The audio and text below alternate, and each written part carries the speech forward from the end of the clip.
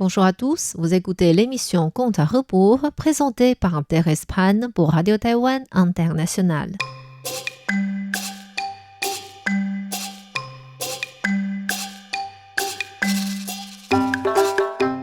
La semaine dernière, nous avons vu que le célèbre voleur Zhao Zhen réussit le défi que son maître Song Sigong lui avait donné de voler un pot en porcelaine très précieux à Wang Xiu, qui était aussi un grand voleur dans la capitale.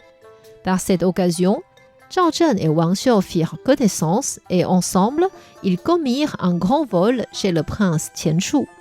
En plus, Zhao Zhen fit exprès de se présenter devant le gendarme Ma Han et le juge comme auteur du vol sans leur laisser la chance de le saisir. Comme Song Sigong, son maître, avait aussi volé une bonne somme précédemment chez Zhang Fu, le prêteur sur gage, le juge ordonna à 2 gendarmes responsables de ces dossiers, Ma Han et Wang Zun, de coopérer pour saisir les 2 voleurs dans les plus courts délais. Wang Zun dit au juge: Song Sigong et Zhao Zhen sont extrêmement rusés et ils sont doués dans l'art du déguisement. Je vous prie de nous laisser plus de temps et de proposer une prime. Les gens seront attirés par la prime et nous aiderons à résoudre ces affaires. Le juge trouva cela une bonne idée et leur donna un délai d'1 mois. Il écrivit aussi un avis de recherche en promettant une prime de 1000 chaînes de monnaie pour celui qui pouvait donner des pistes sérieuses sur les voleurs. Ma Han et Wang Zun prirent l'avis et allèrent chez le prince Qian Shu en lui demandant de rajouter de l'argent sur la prime. Sans hésitation, Qian Shu écrivit 1000 chaînes de monnaie en plus. Ensuite, les 2 gendarmes allèrent voir Zhang Fu pour la même raison. Mais ce prêteur sur gage était connu par sa cupidité. Il avait très mal au cœur en raison de ces 5000 chaînes de monnaie volées. Comment accepterait-il d'en rajouter sur la prime? Ma Han lui dit: Monsieur, si en donnant une petite somme, vous récupérez la grosse somme perdue, vous serez quand même gagnant. Le juge a donné une prime pour votre dossier, le prince en a rajouté. Si vous ne donnez rien, le juge ne sera pas très content. Rien à faire, Zhang Fu rajouta 500 chaînes de monnaie malgré lui. Ma Han afficha l'avis devant la préfecture et les 2 gendarmes quittèrent chacun leur subordonné pour chercher des pistes. En très peu de temps, un grand nombre de spectateurs furent attirés par le contenu de l'avis. Song Sigong était aussi parmi eux. Il lut ce qui était écrit et retourna en parlant avec Zhao Zhen. Celui-ci dit: Ma Han et Wang Zun n'ont aucune rancune contre nous. Pourquoi ils augmentent la prime de recherche? En plus, ce Zhang Fu est quand même très avare. Les autres donnent tous 1000 chaînes de monnaie et il en donne seulement 500. C'est pour nous dévaloriser. Il faut que nous leur donnions une leçon. Les 2 voleurs discutèrent et trouvèrent une ruse. Zhao Zhen donna à son maître la ceinture décorée de jade blanc qu'il avait volée chez le prince. Et Song Sigong donna à son disciple quelques bijoux précieux qu'il avait volés chez Zhang Fu. Et les 2 voleurs agirent chacun de leur côté. Sur la route, Song Sigong croisa le mendiant qu'il avait aidé l'autre jour chez Zhang Fu. Il lui dit: Monsieur, est-ce que vous pouvez me faire une faveur?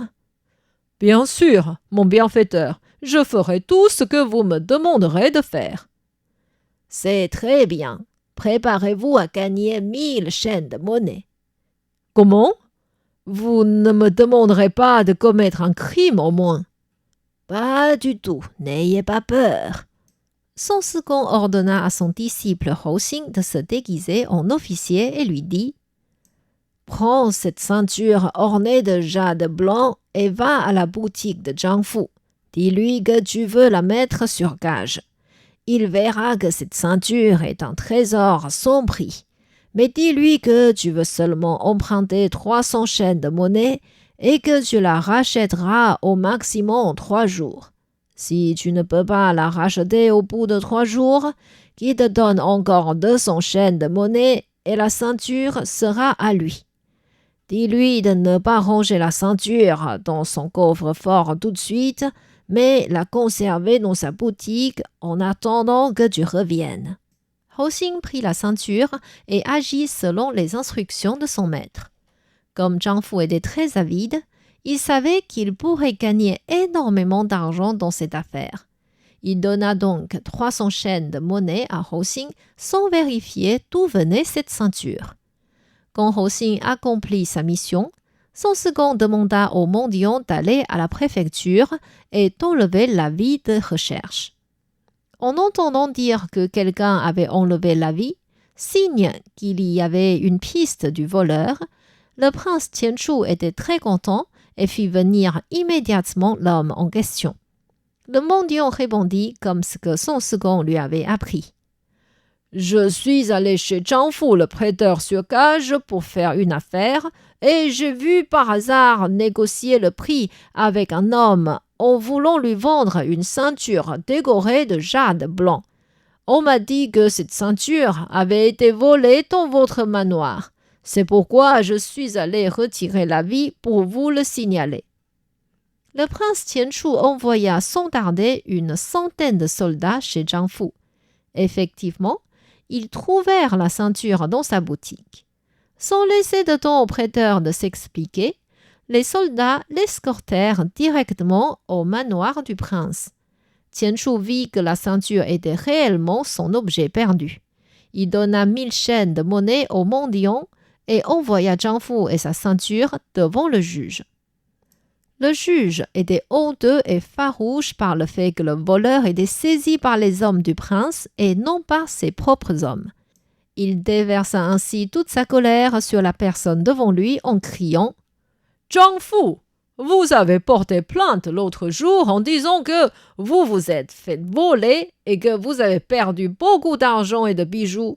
Je me demandais justement comment un homme ordinaire comme vous pouvait avoir autant d'épargne.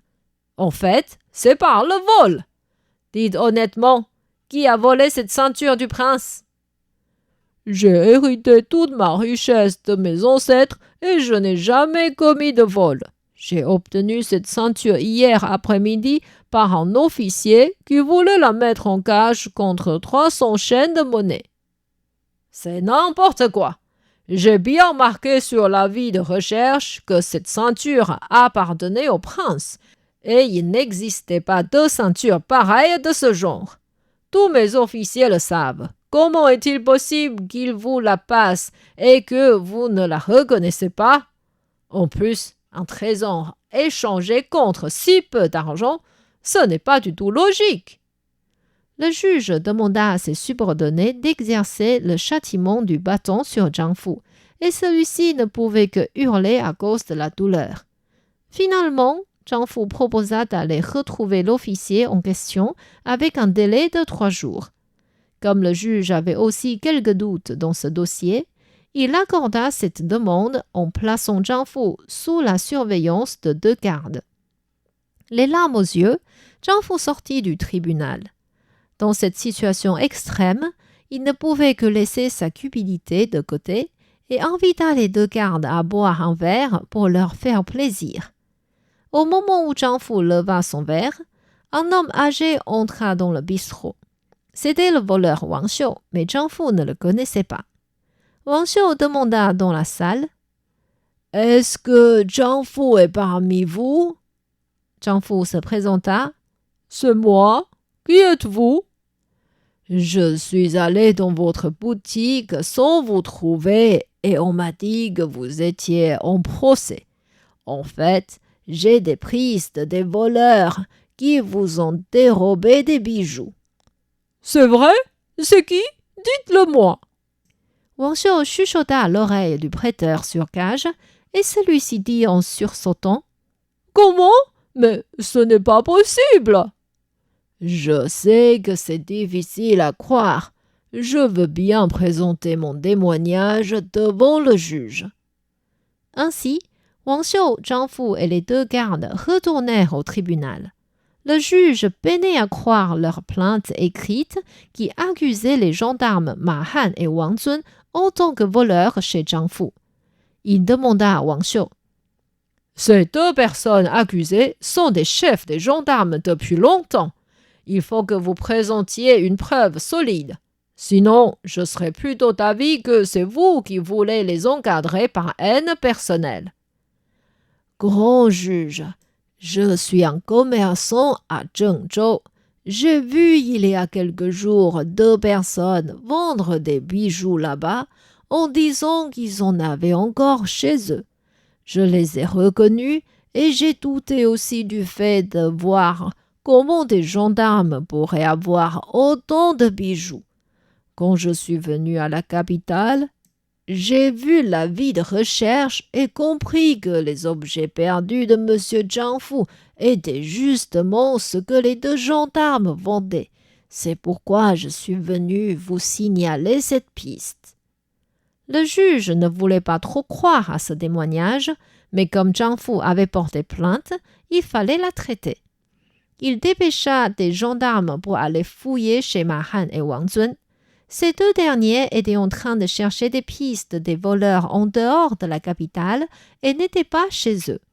Les gendarmes envoyés sur place trouvèrent avec étonnement des bijoux sous le lit de Wang Zun et sous les toits de Ma Han. Zhang Fu reconnut tout de suite que ces bijoux étaient à lui. En face de cette situation, le juge finit par croire que ces deux chefs des gendarmes étaient des criminels et ordonna à ses subordonnés de partir les arrêter sans délai. Zhang Fu dit « Monsieur le juge, je suis vraiment innocent dans l'affaire de la ceinture du prince. Puisque mes bijoux sont retrouvés, je veux bien les offrir au prince pour compenser ses pertes. Je vous prie de me libérer. » Le juge accorda la demande de Zhang Fu et le laissa partir. Wang Xiu obtint ainsi 500 chaînes de monnaie selon l'avis de recherche. En dehors des 4 voleurs, personne ne savait que c'était Wang Xiu qui avait encadré les deux gendarmes en cachant les bijoux volés chez eux. Ma Han et Wang Zun terminèrent ainsi leur vie en prison. Le prince Tianchu retrouva sa ceinture et reçut des bijoux de Zhang Fu contre ses pertes. Alors que Zhang Fu non seulement ne retrouvait pas son argent perdu, mais en plus devait offrir ses bijoux retrouvés au prince. Pour ce malheur, il resta triste jusqu'au dernier jour de sa vie. Quant à son second, Zhao Zhen, Hou Xin et Wang Xiu, ils échappèrent à la justice, continuèrent à commettre des vols dans la capitale et rendirent la vie du peuple loin d'être paisible. C'était seulement à l'entrée en fonction du grand juge Bao Gong qu'ils s'enfuirent enfin de la capitale par crainte.